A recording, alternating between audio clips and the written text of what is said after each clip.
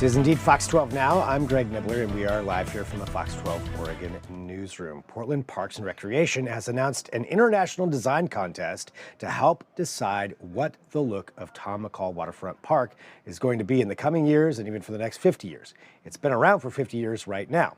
So this is a major change here of what could be happening for the city of Portland. And we actually got to spoke to Mayor Keith Wilson about this earlier today, about this design process, about the needs for it. A couple of reference points for you when he talks about the bowl. That is the side closer to River Place, where you see a lot of concerts, and there are design plans for that. But this is a design plan for the entire stretch of Tom McCall Waterfront Park, all the way up to the Steel Bridge. So we find out more about that, the desire to do this right now, and what this will mean for the city of Portland in this interview. Mayor, thank you for joining us here to talk about this. Really appreciate you being here on Fox 12 Now. And, you know, for 50 years, Tom McCall Waterfront Park has been an integral part of both the look and the aesthetic and also just the feel of the entire city. So looking at a redesign, can you tell us, you know, what it is about right now that is kind of spurring this moment to redesign this park? Yeah, I think you hit it really well in your preamble. For the last 50 years, it worked, but Portland's changed just so much in that time. You know, for the last 100 years, we've been really an industrial riverfront city. Now it's time to really give the river back to the city.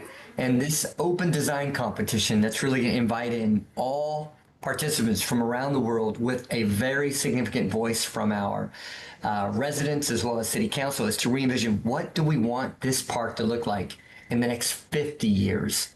Because right now, primarily, we think of it as an open green space or a festival's ground, and a lot of people will walk or ride through it.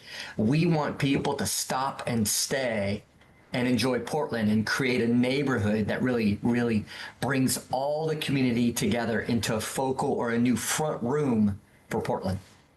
And when you talk about that as a front room and looking at it from that concept of, I guess, of incorporating the river more into the city, really focusing on that, which we've seen some works for that, what would that do for the city of Portland in your vision of how this could really, incorporate into the city of Portland, and really what would it do for the people of Portland? You're right. You know, we have 31 acres there. And at first we were only really looking at the waterfront bowl, really modernizing that to make it an asset that really is welcoming for year-round plays and music, not just the summer, but now it's the entire space from the Steel Bridge all the way to River Place. So we start with the bowl, and we allow that to begin the focal point of our strategic vision for the entire park. Now, imagine a park not with a seawall, but in some places, a series of steps that allow you to take a kayak, a paddleboard, to actually put your toes in the water because our water is so welcoming now. Imagine food and beverage options throughout the entire area. Imagine Nato Parkway, the roadway, being incorporated into the park and activating it for everybody to come and picnic and stay. Think about it being activated 365 days instead of just in the summers. And again, it becomes our new front room, and it ties into the streetscape. The roads all lead to the river. And it's thought of more like a spine, with the roads being those ribs that lead you to that really centerpiece to our entire city to enjoy. When you look at it just from not just the aesthetic standpoint and some of the opportunities that would be there, how would this tie in economically to downtown Portland and the revitalization efforts that are going on? That's a great point. You know, all great riverscapes, whether it's the Chicago's Riverwalk or the Seattle's Waterfront or Bryant Park in New York City, they're all tied into economic viability as well. And we're starting to add in, you know, rentals for water use and or the food and beverage, the restaurants, the food carts. Now you're adding economics to the system as well. And so it's not just a dormant location, it's a vibrant economic center that really ties into our revitalization. It draws people back downtown because we have to re-envision downtown. It's no longer an 8 to 5 office-focused area. Think about it as our 96th neighborhood that draws us all together. And it really binds us from a community standpoint. It makes our central city vibrant and urban renaissance, if you will. And for this design competition, you mentioned it's opened up now to people from all over the world. Can you let people know exactly how that's working? Yeah, so it just launches right now. We're going to take all sorts of design ideas. We want to really encourage and foster a welcoming environment. Bring the best ideas that you have from different neighborhoods. And then we have a jury that's going to go through, evaluate. It's going to work with community members to see what we like, what we don't like. And then we're going to utilize the council and their vote to really bring us all together. And it's a design that's going to take over several years, but we really want to talk about the whole strategic vision, isolate it on the bowl, and then start talking about public-private partnerships to fund it, to bring it to realization. That was what I was going to ask next, too. Yeah, the financial aspect of what it'll take to do this redesign. How would that work?